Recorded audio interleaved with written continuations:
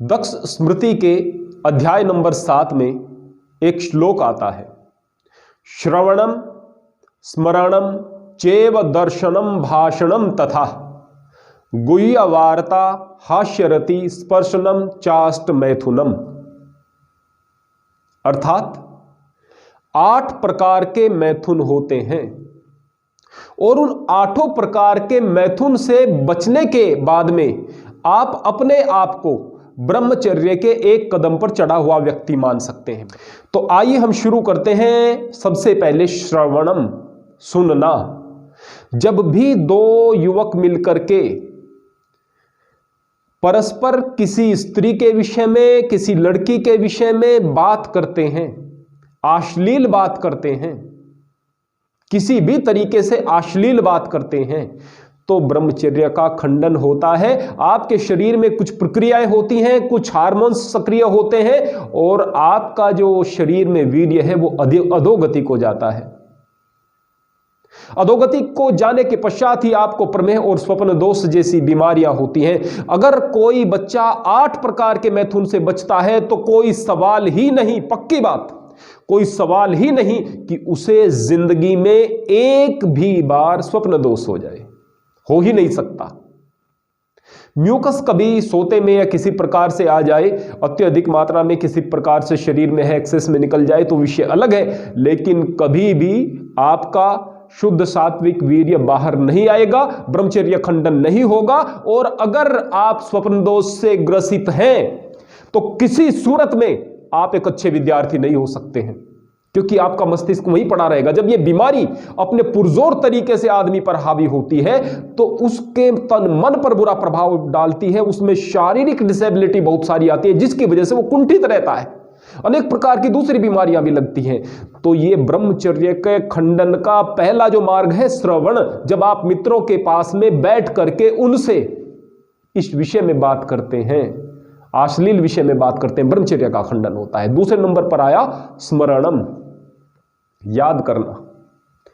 आपने कहीं पर कोई अश्लील दृश्य देख लिया और उसे याद कर रहे हैं, आपने अपने मन में ही कल्पना बनाई और उसको याद कर रहे हैं।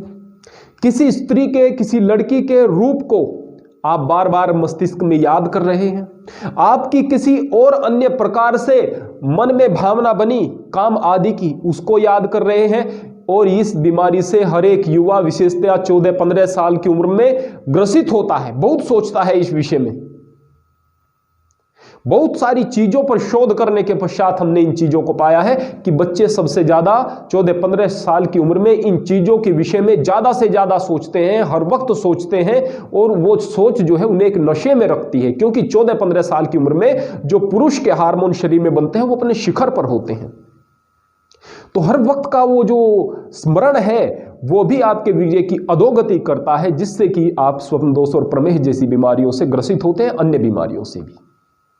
टेस्टस में आपकी कमी आती है, अंडकोश में कमी आती है। फिर आता है तीसरे नंबर पर दर्शनम, देखना।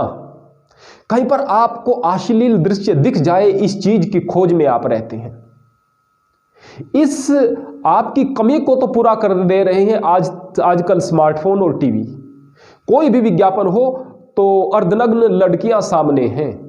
वो चीजें आम हो गई हैं, जो बड़े आदमी हैं उनको इतनी प्रभावित नहीं करती, 30-35-40 साल के लोगों को इतनी प्रभावित नहीं करती, लेकिन वो भूल जाते हैं कि घर के जो बच्चे उन्हें देख रहे हैं, जिनकी उम्र 13-14 साल है, 15 साल है, उन पर वो क्या प्रभाव कर रही होंगी। तो ब्रह्मचर्य खंडन का ये इतना सुलभ तरीका हो गया है कि ये तो हर घर के अंदर है, और यहां पर तो ब्रह्मचर्य खंडित हो ही जाता है।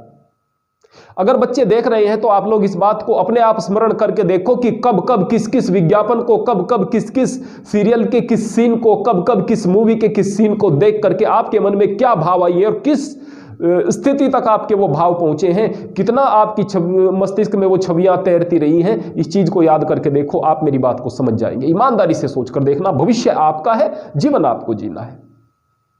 तो ये कितना दुष्प्रभाव हम पर डालते हैं आप लोग खुद समझ सकते हैं। देश का भविष्य चौपट हो रहा है। बच्चों का भविष्य चौपट हो रहा है, बड़ी खतरनाक बात है। इसके पश्चात चौथे नंबर पर आता है भाषण। जब आपके दिमाग में ये चीजें तैरती रहती हैं तो इसी प्रकार की आप बात करते हैं, बार बार इसी प्रकार की बात करते हैं, बात खुद इस प्रकार की करते हैं तो फिर और ज्यादा आपके अंदर ये चीजें प्रगाढ़ होती हैं। इसके बाद 5वें नंबर पर आता है गुह्यवार्ता, अर्थात छिपे हुए स्थान पर छिप करके लोगों से, स्त्री से या फिर जिसके साथ आपने प्राकृतिक या अप्राकृतिक मैथुन करना है उससे बात करना। वर्तमान में दूरभाष पर, फोन पर बहुत सारी इस तरह की बातें होती हैं।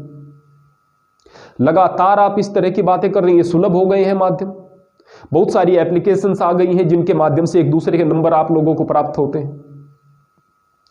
तो यहां पर ये जो गुह्य वार्ता वाला सिस्टम है ये तो इतना ज्यादा बढ़ गया है कि जो 5वें नंबर का ब्रह्मचर्य है ये इतना खंडित हो जाता है और आप लोग अंदर से इतना पिघल चुके होते हो कि दूसरे प्रकार के मैथुनों की जरूरत ही नहीं। शरीर को जो है बलिष्ठ बनाने वाला जो आपकी वीर्य धातु है वो स्वतः ही शरीर से बाहर जाने का रास्ता ढूंढ लेती है। इसके बाद आता है 6ठे नंबर पर हास्यरति, जहां पर आप एक लड़की के साथ या फिर जिसके साथ आपको, पुनः कहूंगा प्राकृतिक या अप्राकृतिक मैथुन करना है, उसके साथ आप कोई खेल खेल रहे हैं, चाहे वो शतरंज ही क्यों ना हो। पुराने जमाने में चौपड़ खेलते थे जब इस तरह से वो तथाकथित रूप से प्रेमी और प्रेयसी मिला करते थे, तो वो भी एक मन बहलाव का एक तरीका होता था उनका, लेकिन वो कामुकता से भरा हुआ करता था। लेकिन वर्तमान में तो आजकल इस तरह के खेल भी लड़का लड़की आपस में खेल रहे हैं जहां वो फिजिकली भी एक दूसरे के करीब रहते हैं, एक दूसरे को छूते हैं।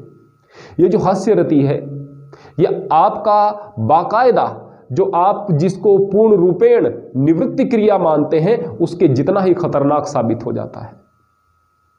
फिर आता है 7वें नंबर पर स्पर्श। जब कोई लड़का कोई बहाना ढूंढता है किसी लड़की को छूने का, लड़की लड़के को छूने का, परस्पर एक दूसरे के साथ इस तरह की क्रिया की अपेक्षा रखने वाले दो प्राणियों को जब एक दूसरे को छूने की कोशिश में हम पाते हैं, समझो यह भी एक मैथुन हो रहा है। भले ही आप रोते समय किसी के आंसू पोंछने का ड्रामा कर रहे हैं या फिर आप होली वगैरह खेल रहे हैं या फिर किसी भी प्रकार से आप बहाना ढूंढ रहे हैं दूसरे के साथ में स्पर्श करने का, गलत तरीके से स्पर्श करने का, बैड टच जब सामने वाले को आप करते हैं तो फिर उस वक्त आप 7वें प्रकार का मैथुन कर रहे होते हैं। 8वें नंबर पर आती है निवृत्ति क्रिया।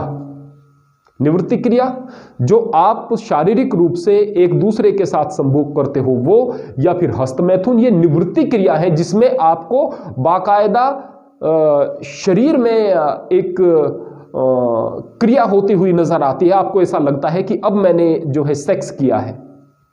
जब आप ये चीजें कर रहे हैं ना, उस वक्त निश्चित तौर पर आप अपने आप को गर्त में डाल रहे हैं, क्योंकि आप सोच रहे हैं कि ये एक प्रकार का मैथुन ही मेरे लिए नुकसानदायक होगा, बल्कि ये सारे प्रकार के मैथुन आपके शरीर पर बुरा प्रभाव डाल रहे होते हैं, आपके मन मस्तिष्क पर छा जाते हैं। सोते में ये विचार तैरते हैं, सोते समय आपको स्वप्न दोष होता है, फिर ये स्थिति बढ़ती है बढ़ती है बढ़ती है और बढ़कर के ये प्रमेय इत्यादि का रूप धारण करती है। आपकी सारी की सारी क्षमताएं समाप्त होती चली जाती हैं। कुछ लोग आपको मिल जाते हैं जो कहते हैं अरे नहीं ये चीजें कोई नहीं होती, कुछ नहीं होता। ये सारी की सारी बातें आप सुन करके फिर उसी काम पर लग जाते हो, आप धंसते चले जाते हो, फिर दुष्परिणाम दिखते हैं, फिर सोचते हैं किसी तरह से छूट जाए, और ना आप पढ़ाई के रहते, ना लिखाई के रहते, नहीं आपके अंदर सहनशीलता, न प्रेम करने की भावना इतनी ज्यादा रहती। बचती है तो क्रोध और बचता है तो ईर्ष्या, बचती है तो ये सारी की सारी दुर्भावनाएं।